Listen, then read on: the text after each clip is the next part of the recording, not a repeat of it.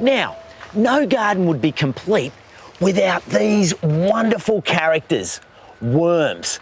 It's time to start worm farming on the verge, and I've come to visit an incredibly passionate man who's right into the wonderful world of worms.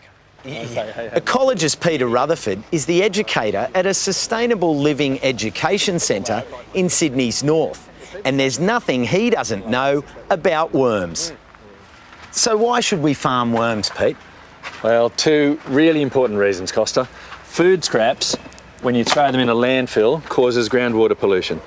When you give those same food scraps to worms, they turn it into plant food. Beautiful, beautiful worm castings. Show you. Look at that. Oh, look at all that in there. That's pure plant food, full of available nutrients, beneficial microbes. That's what makes plants healthy, and that's what makes people healthy. The worms in worm farms are surface living species. You'll need about 1,000 to get started, and that'll cost you $50 from a breeder. So Pete, how do you go about setting up a worm farm? Well, there's lots of ways, Costa. I've seen them in old bathtubs, in wooden boxes, plastic boxes. But one of the easiest ways, I think, is this type of thing here. The first tray is solid like that, collects water. So you put a little bucket under the tap. Okay. Leave the tap open all the time. This tray here, it's going to be their home tray. Pop that one in. Nice residence. Yep. A sheet of newspaper in the bottom, stops soil falling through.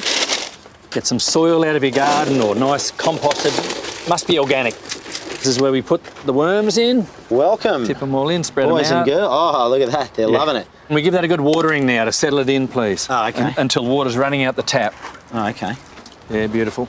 And make sure that the bottom of this next tray is touching. Pushing very against important. it. Yes. Okay, so pop that on. Put a couple of handfuls more soil in here now just to join up the trays, just spread that out. So just join up the trays. Oh, yeah. Then you get some food scraps, thin layers regularly. Again, you add some soil on top. The reason for this is because worms don't have teeth, and they take in some soil and they grind it in a thing called their gizzard. Okay. Okay, so this is their teeth. A little bit more water. Okay. Put a blanket on. Now, whatever people use for a blanket, you can buy these commercial ones. Make sure air can move through it, okay? You want air movement through the system. So not newspaper? No, don't use newspaper because it limits air movement through the system. And then the lid goes on, and that's the process. Easy. Anyone can do it. Pete, what sort of management tips can you share for the worm farmer? Okay, there's a few key ones, Costa. Firstly, keep it in the shade. Your worms will die in the sun. Once a week, you need to put in like a sprinkling of dolomite lime, about a teaspoon or so, and then water it really well until water's running out the bottom. The dolomite stops it getting too acid from things like citrus and fruit and other things like that. If it starts to smell, it's telling you there's not enough air in there, so you probably put in too much food compared to what the worms can eat, and stop feeding it for a week or so, and it'll come good again. Now, what do you do when the top tray, the feeding tray, is full? Yeah, vital question, Costa. It'll take a couple of months to get to that point. So let me take you over to one that's already full. Most of the worms now will have moved out of that home tray up into this top tray. So you lift this whole top tray off, most of your worms will be there. Oh, and look at what this is the beautiful casting, the worm poo, the gold.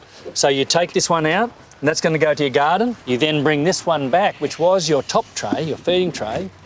Take your cover off. Get your empty tray now, the one you've cleaned out, back on there. A couple of handfuls of soil like before, and we're away, ready to begin again. The castings can be used in a number of ways. You can dig them into the garden, spread them over the soil and cover with mulch, or mix them with water.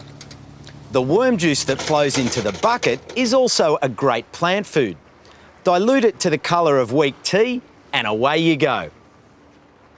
Now, Pete, people often get confused whether to compost or worm farm or both. What are your thoughts? Yeah, they do, Costa.